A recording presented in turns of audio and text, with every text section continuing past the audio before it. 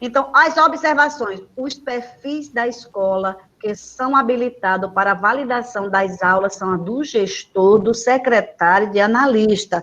Quem vai habilitar lá a validação, que o Ricardo vai explicar já já, como é que valida, são esses 3 perfis, secretário, diretor, secretário e analista, que vai validar essas aulas.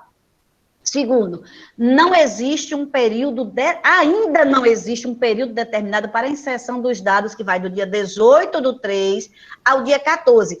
A gente sabe que tem que preencher, por isso que a gente diz, tenha calma, entenda antes de falar com o gestor, com o professor, vamos validar direitinho, porque não está ainda dizendo, olha, vocês têm que preencher esse período até tanto. Ainda não foi determinado um período. Vai ter um dia que a gente vai dizer, ó, tal vai dia... chegar um momento de dizer, tem que terminar. Né? Vai ter, até isso vai ter que ter preenchido, mas no momento ainda não tem. Então, a gente pode ir com calma, a gente pode ir entendendo, conversando com o professor, validando direitinho, porque, para que também, é aquilo que o Ricardo diz, como é que Lígia diz, não percamos tempo, mas, como é, Ricardo, aquele...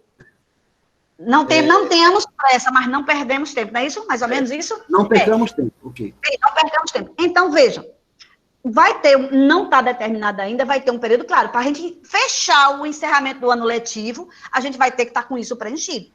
Mas, no momento, ainda não precisa botar a faca no pescoço do professor para que ele preencha. O que ele tem que estar preenchendo realmente todos os dias é as aulas daqui do dia 15 para cá. O resto a gente vai, aos poucos, validando junto com eles, e entendendo e preenchendo. Terceiro ponto agora. Não existe período, certo? Agora, tomando como base a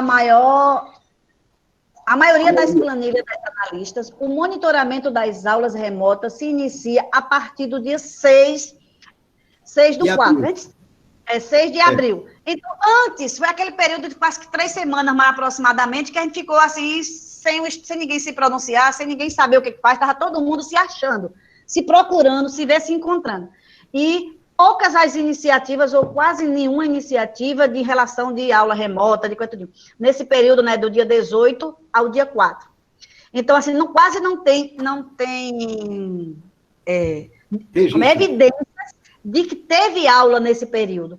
Então, nesse período, o que é que a gente vai? Solicitamos às escolas que orientem os professores a preencher a partir da data que realmente tem evidência. Cada escola tenha realizado ações remotas no período de 18/3 a 5/4. Aguarde o resultado da consulta feita pela CGGR da regional AGMRE. Nesse período que não existe evidência ainda, a gente está consultando. Eu já tenho a resposta, tá? O Ricardo já tem resposta. Então, isso aí porque foi essa semana. Isso aí é o quê? Ricardo, explica aí esse período aí, o que é que a escola tem que fazer. A maioria das planilhas, elas vieram com o início de aula remota a partir do dia 6 de abril. Tá? Então, houve 3 semanas que não começou, que não houve aula. Assim, algumas escolas tiveram iniciativas de fazer algum tipo de situação. Tá? Mas a grande maioria, não. Isso foi uma pergunta que me foi feita numa das reuniões que a gente participou aí, e eu fiquei nessa. O que é que vai acontecer? Essas 3 semanas, a escola vai colocar para todos os professores falta justificada, motivo pandemia. Ok? Enquanto a secretaria dá um posicionamento em relação à parte de ensino dessas situações. Então, do dia 18 de março a quando começou a data, as aulas remotas, todos os professores terão falta justificada pandemia. Ok? E esse é um ponto que ainda vai ser rediscutido e reavaliado. Mas que, por enquanto, isso seja... A gente para evitar preenchimento indevido no CIEP, que a gente sabe que não teve atividade, que não tem evidência, a gente bota logo a falta justificada para evitar que o professor registre. Né? Okay. Então, para que a gente saiba o que a gente está fazendo. Nosso objetivo é tentar não ter retrabalho. Porque, assim, foi muito problema a gente conseguir apagar todos aqueles registros que foram feitos indevidamente. Então, a gente fazia apagar, não amanhecia o dia, já tinha de novo. Então, parece que a gente evite esse retrabalho. Então, vamos entrar no sistema, que a gente já viu quem é que tem um perfil de acesso, vamos colocar a falta justificada nesse período, e aí a gente vai, depois, se realmente tiver evidências comprovadas, então eu vou liberando. Não é isso, Ricardo? Com certeza.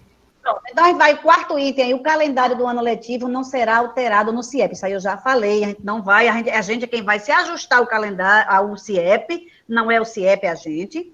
Devido a isso, estaremos passando informações sobre o preenchimento, principalmente no período de recesso e de alguns feriados. Então, assim, eu sei que o nosso recesso foi antecipado para maio, se não me engano, mas no CIEP ele continua lá em julho. Teve alguns feriados que a gente trabalhou, mas que no CIEP continua como feriado. Então, né, Ricardo, já tem outra orientação com relação a isso? Como é que vai ficar?